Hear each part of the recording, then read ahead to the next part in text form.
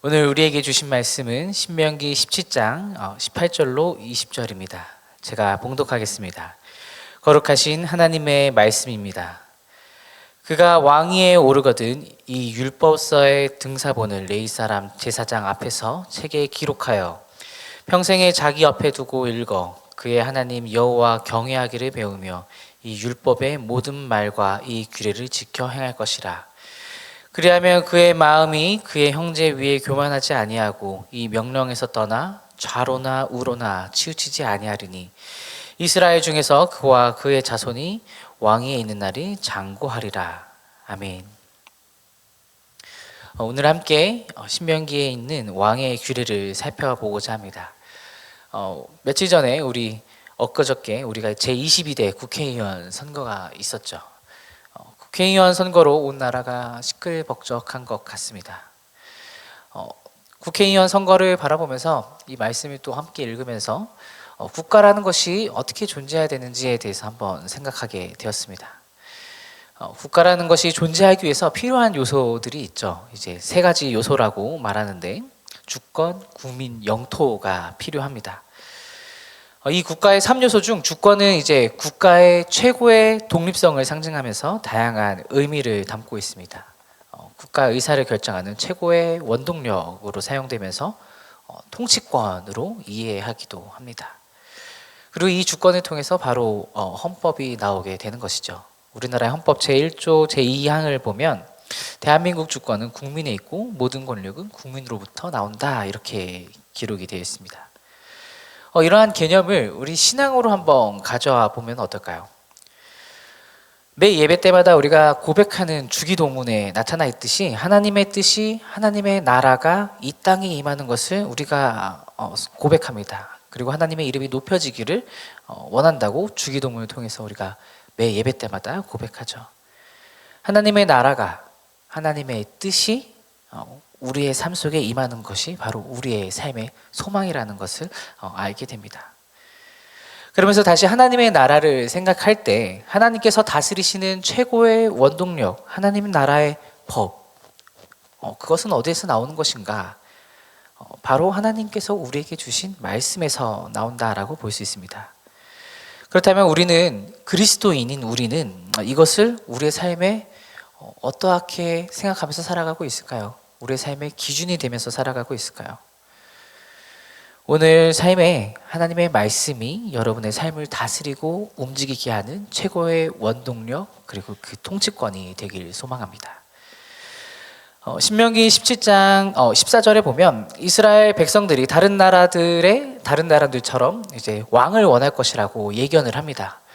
그리고 이것은 이제 실제로 조만간에 이루어지게 되는데, 그렇다면 그 왕은 도대체 어떤 왕이어야 하는지 하나님께서 모세를 통해서 말씀해 주고 계십니다. 오늘 나타난 신명기 왕은 다른 세상의 왕들과는 전혀 다른 왕입니다. 세상의 왕들과 다른 점이 있는데 15절에 기록되어 있습니다. 그것은 그가 자신의 힘으로 왕이 된 것이 아니라 하나님께서 택하셨다, 하나님께서 택하심으로 왕이 되었다라고 말할 수 있습니다.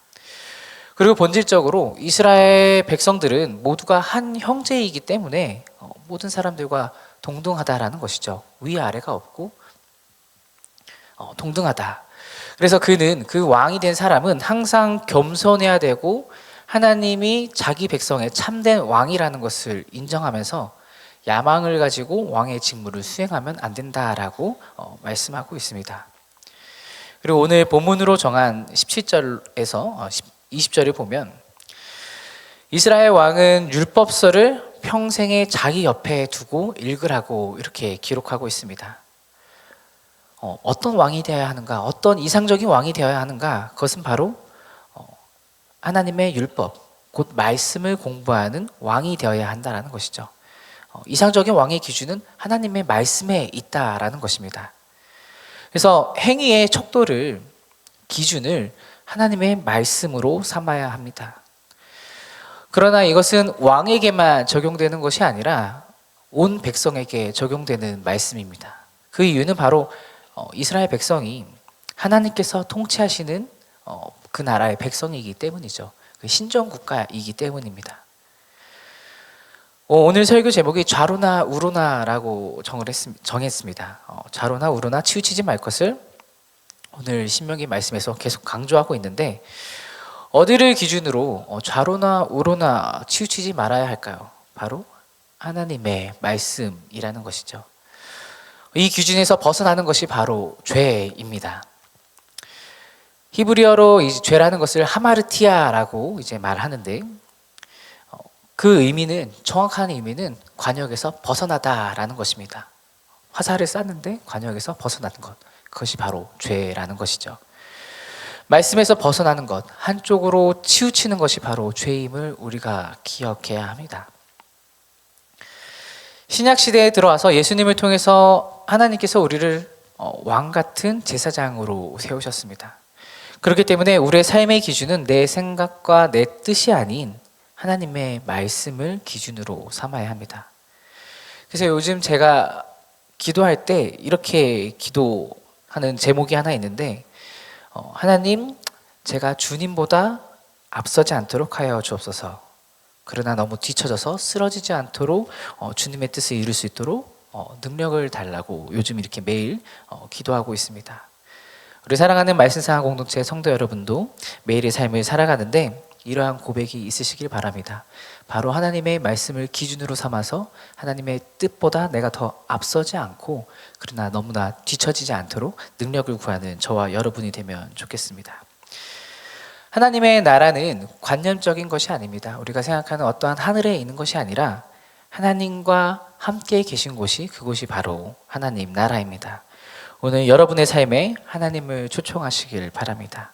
그래서 하나님의 말씀이 기준인 삶, 좌로나 우로나 치우치지 않는 하나님 말씀을 기준으로 삼는 삶, 그리고 오늘 내가 말씀에 순종하는 삶, 그래서 하나님의 통치가 이루어지는 하나님 나라가 여러분의 삶에 임하시길 주님의 이름으로 축복합니다. 기도하겠습니다. 하나님, 감사합니다. 오늘 저희의 삶의 기준으로 주님의 말씀에 맞추고자 결단합니다. 저희가 좌로나 우로나 치우치지 않고 하나님의 말씀만을 똑바로 바라보면서 삶의 자리로 걸어 나가게 하옵소서. 지금 이 시간 주님의 능력이 필요합니다. 우리가 세상을 살아가면서 유혹에 이끌려 한쪽으로 치우치지 않도록 주님의 강한 손으로 우리를 붙잡아 주옵소서. 주님의 뜻을 이루기 위해 걸어가는 동안에 우리가 주님보다 앞서지 않게 하시고, 또한 너무 뒤처지지 않도록 주님의 손으로 끌어당겨 주옵소서. 감사드리며 예수 그리스도의 이름으로 기도드립니다. 아멘. 함께 공동기도 제목을 읽고 기도하도록 하겠습니다. 지금 들은 말씀이 내 삶으로 이어지게 하옵소서. 또 다른 희년 3년의 복, 말씀 묵상이 복임자라는 표현을 붙들고 교회 설립 60주년의 모든 말씀 사역과 7인 소그룹 사역 가운데 하나님께서 힘과 능력으로 함께하여 주옵소서. 다바르 학교를 통해 다음 세대가 살아나고 동안 클럽을 통해 공동체 안에 기쁨과 감사가 넘치는 공동체가 되게 하옵소서. 육체의 질병과 마음의 질병으로 고통받는 성도들에게 회복의 은혜와 평안의 은혜를 베풀어 주옵소서. 재난과 재해 그리고 전쟁 가운데 있는 오늘의 세계 모든 나라에 하나님의 평화가 흐르게 하옵소서. 22대 국회의원 선거를 통해 선출된 국회의원들이 하나님을 경외하며 국민들을 섬길 수 있도록 도와주옵소서. 지금 읽으신 공동기도 제목과 가지고 나오신 개인의 기도 제목을 함께 기도하시다가 삶의 자리로 나아가겠습니다. 함께 기도하겠습니다. 하나님, 감사합니다. 주신 말씀을 깊이 마음에 새기며 오늘 우리의 삶에 적용하면서 나갑니다. 하나님, 말씀에 순종하기 위해서 우리의 의지와 뜻을 내려놓습니다. 성령 하나님의 인도하심을 구하오니 지금 이 시간 우리 가운데 역사하여 주옵소서. 오늘의 삶 가운데 하나님께서 우리에게 말씀하시는 것을 깨달을 수 있도록 주님, 지금 이 시간 깨우침의 영을 부어주시고 우리가 오늘 어떻게 살아가야 할지, 하나님의 뜻은 무엇인지 구할 수 있도록 함께하여 주옵소서. 우리가 교만하지 않도록 우리의 자아와 의지를 내려놓게 하시고 우리의 온 마음과 정성을 다해서 내가 낼 수 있는 모든 힘을 다해서 하나님을 사랑하는 삶을 살아내게 도와주옵소서. 하나님, 전심으로 전력으로 주님을 따르기를 결단합니다. 그러나 우리는 연약하여서 우리의 상황과 우리의 환경에 미혹되어 넘어질 수 있습니다. 하나님, 이때 다시 우리를 일으켜 세워주시고 우리의 마음을 잡아주옵소서. 우리의 상황과 환경에 미혹되지 않도록 우리를 깨우쳐 주옵소서. 우리의 삶의 기준으로 하나님의 말씀 말씀을 맞추고자 합니다. 하나님의 말씀에 나의 삶을 맞추면서 나아가기 원하오니 하나님 우리를 이끌어 주옵소서. 한쪽으로 치우치지 않고 오직 하나님의 말씀을 기준으로만 삼아서 곧장 앞으로 나아갈 수 있도록 도와주옵소서. 하나님이 우리에게 원하시는 비전을 향하여 주님의 뜻을 향하여 우리가 한 걸음 한 걸음 걸어가는 우리 모두가 될 수 있도록 도와주옵소서. 하나님 또 다른 2년 3년의 복음 말씀 묵상이 복음이다라는 표현을 가지고 2024년을 나아가고 있습니다. 하나님 이 말씀 묵상에 우리 온 교회가 목숨을 걸고 사역하고 있는 가운데 하나님 이 말씀 묵상을 통하여서 우리 공동체를 감싸 안아주시고 우리를 안아주시고 축복해 주시는 것 경험할 수 있도록 도와주옵소서.